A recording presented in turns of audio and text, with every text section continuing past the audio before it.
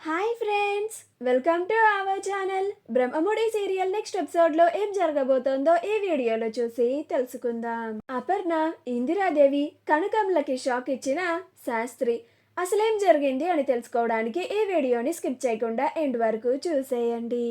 అపర్ణ, ఇందిరాదేవి, కనకంలు ముగ్గురు కలిసి శాస్త్రి గారిని బెదిరించి మరి శాస్త్రి గారితోనే ఈ పెళ్లిని ఆపించడానికి ప్లాన్ వేయిస్తారు. అలా ప్లాన్ వేసిన తరువాత వాళ్ళ నలుగురు అమ్మవారి పూజ జరిగే చోటుకి వస్తారు. అలా పంతులు గారు యామినిని పిలిపిస్తారు. యామిని వచ్చి పూజలో కూర్చుంటుంది. అలా శాస్త్రి గారు యామినితో అమ్మవారి పూజని జరిపిస్తూ ఉంటారు. యామిని అమ్మవారికి పూజ చేస్తూ చేస్తూ కావ్య వైపు కోపంగా చూస్తూ ఉంటుంది.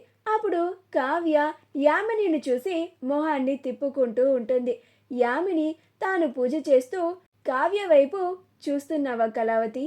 మీరు నా పెళ్ళిని ఎంతలాగా ఆపాలనుకున్నా కానీ అది అస్సలు ఆగదు. ఇందాక పొరపాటు జరిగిందని ఇప్పుడు అమ్మవారికి పూజ చేసుకుంటున్నాను. ఇంకా ఏ పొరపాట్లు జరగకుండా, ఎలాంటి ఆటంకాలు రాకుండా నాకు, మా బావకి ఖచ్చితంగా పెళ్ళి జరిగిపోతుంది అన్నట్లుగా కావ్య వైపు చూస్తూ ఉంటుంది.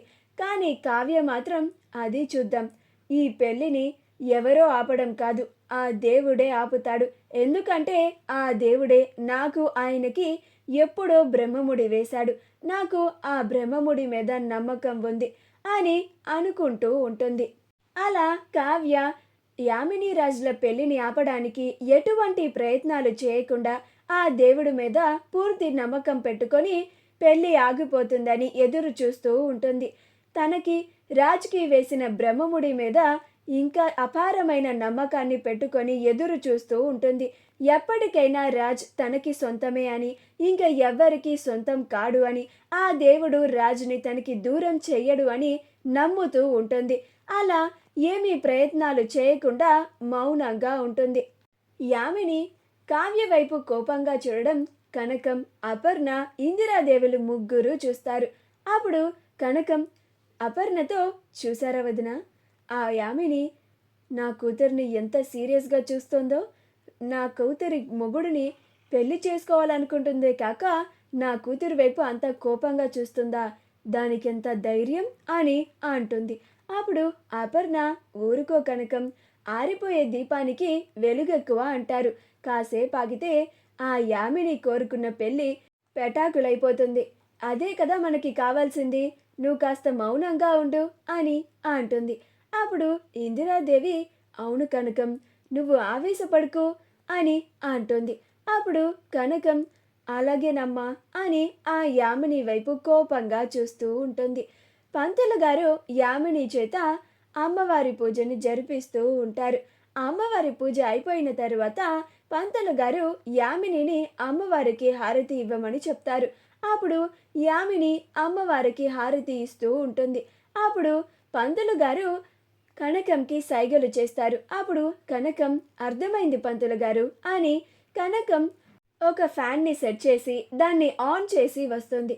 అలా యామిని అమ్మవారికి హారతి ఇస్తూ ఉంటే అప్పుడు ఆ ఫ్యాన్ గాలి వల్ల ఆ హారతి కొండెక్కుతుంది. అప్పుడు ఆ హారతి కొండెక్కడం చూసి అందరూ ఆశ్చర్యపోతారు. అప్పుడు అపర్ణ, అయ్యయ్యో, పొద్దున నుంచి అన్నీ ఇలా ఆటంకాలే జరుగుతూ ఉన్నాయి, పొరపాట్లే జరుగుతూ ఉన్నాయి అని అంటుంది. అప్పుడు కనకం, ఉదయం కూడా జరిగిందా వదిన? ఏం జరిగింది అని అంటుంది. అప్పుడు అపర్ణ, ఉదయమేమో పెళ్లి రాట విరిగిపోయింది, ఇప్పుడేమో శుభమా అని అమ్మవారికి పూజ చేసుకొని హారతి ఇస్తూ ఉంటే హారతి కొండెక్కింది. ఇంతకన్నా అపశకునాలు ఇంకేమన్నా ఉంటాయా అని అంటుంది. అప్పుడు యామిని అది విని ఆశ్చర్యపోయి అపర్ణ ఈ మాటలు అంటూ ఉందని చాలా కోపంగా చూస్తూ ఉంటుంది.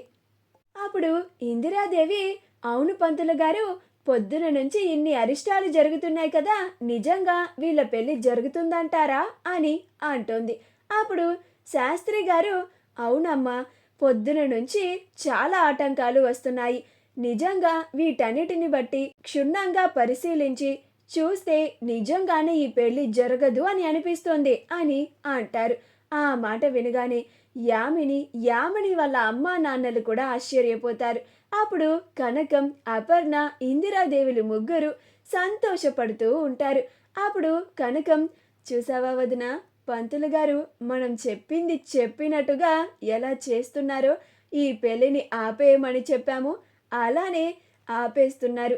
ఈ పెళ్ళి జరగదు అని ఆ యామినికి మొహానే చెప్పారు. చూడండి దాని మొహం ఎలాగ మాడిపోయిన పెసరట్టులాగా వాడిపోయిందో అని అంటుంది. అప్పుడు అపర్ణ, అవును కనకం, ఆ యామిని ఇన్ని రోజులు నా కొడుకు కోడల్ని విడదీయాలని చాలా పన్నాగాలు పన్నింది. దీనికి ఇంతే జరగాలి, తగిన శాస్తి అయ్యింది అని అంటుంది.